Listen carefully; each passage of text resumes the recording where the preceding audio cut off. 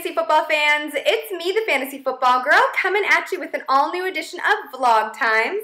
I want to thank all of you who participated in betting on boldness for boobies. MJD did indeed score a touchdown on Sunday, week 5 of the 2011 NFL season, so we are well on our way to providing the Memorial Sloan Kettering Cancer Center with an awesome donation. Be sure to check back either Friday or Saturday and tweet me before game time on Sunday when I make another bold prediction, and we pledge more money throughout the month of October to help breast cancer research and treatment. Also want to thank all of you who listen to the X's and Y's podcast. We're recording again on Wednesday, available now on iTunes. If you like what you've been hearing, please give us a comment, a good comment, and a nice rating. We appreciate that. All right, so without any further ado, let's get to some bus bombs and bonuses. See what happens when you try to keep up with the Joneses? Ugh, that was such a bad joke, I'm sorry. Jacoby Jones is indeed my bust for week 5. With star wide receiver Andre Johnson out nursing that injured hamstring, there's a lot of talk in Houston to see which receiver, Jacoby Jones or Kevin Walter, would step up into that number 1 wideout spot. Well, it wasn't Jones. Despite being targeted 11 times, he only had 1 reception for 9 yards, and it wasn't in the end zone. Even Coach Kubiak said that Jones needed to, quote, step up if he wanted to assume the number 1 receiver position while Andre Johnson was out. Now, Kevin Walter, someone I tapped, on the other hand, nice to know I'm right about something other than MJD scoring a touchdown this week, had 5 receptions for 81 yards and a touchdown. Clearly the better alternative to Jones in week 5.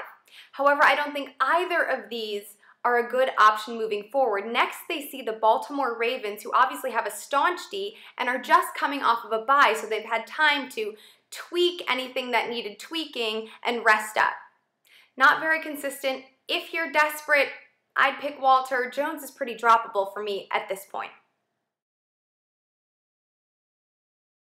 The Minnesota Vikings won their first game in the 2011 season this past week, and Percy Harvin received the game ball, but he's still my bomb for week 5. So much for Leslie Frazier, using him in the passing game a lot this week. Trying to expose that horrific Arizona Cardinals pass defense didn't happen. Instead, Minnesota chose to keep everything on the ground, and who can blame them with a stud like Adrian Peterson, who ended the day with 3 touchdowns.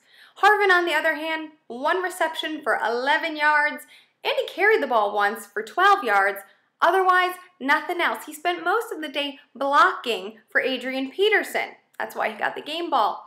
And in addition to the game ball, he also had a set of bruised ribs. I just don't think this is going to happen for Harvin. Yes, he is injury prone, but he's also incredibly talented, which is why so many people drafted him. He's just not being used in this offense, and frankly, McNabb isn't the stud he used to be. You guys know that I have mad love for Donnie Mack, so don't make me say too much bad stuff about him, but he's struggling with accuracy, and Harvin's just not getting the ball, which means he's not getting it done for your fantasy team, which means you can drop him.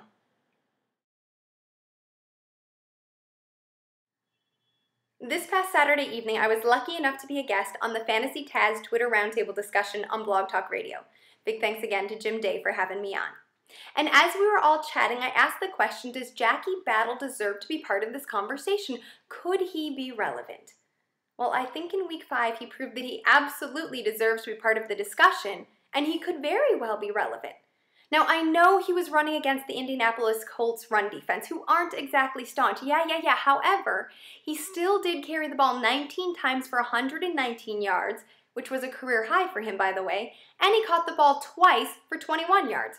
Who doesn't like a few extra points, right? So now I'm wondering, could Jackie Battle be the piece that Kansas City has been looking for since Jamal Charles went down with that season-ending knee injury? Well, let's take a look at things. You've got Thomas Jones, the veteran. He's getting on in years, and while he certainly kicks butt in the locker room, nobody's taking that away from him, I'm not sure he has enough left in the tank to get it done on the ground. You've also got Dexter McCluster. Well, those of you who own him know what a disappointment he's been. So now you've got Jackie Battle, who's only owned in 13% of Yahoo leagues. Now, week 6 is a bye week for the Chiefs, but week 7, they have a pretty tasty matchup against the Oakland Raiders, who, despite keeping Arian Foster out of the end zone in week 5, typically do not have a very strong run defense. I don't know, man. If you're looking for a bonus, Jackie Battle may very well be it.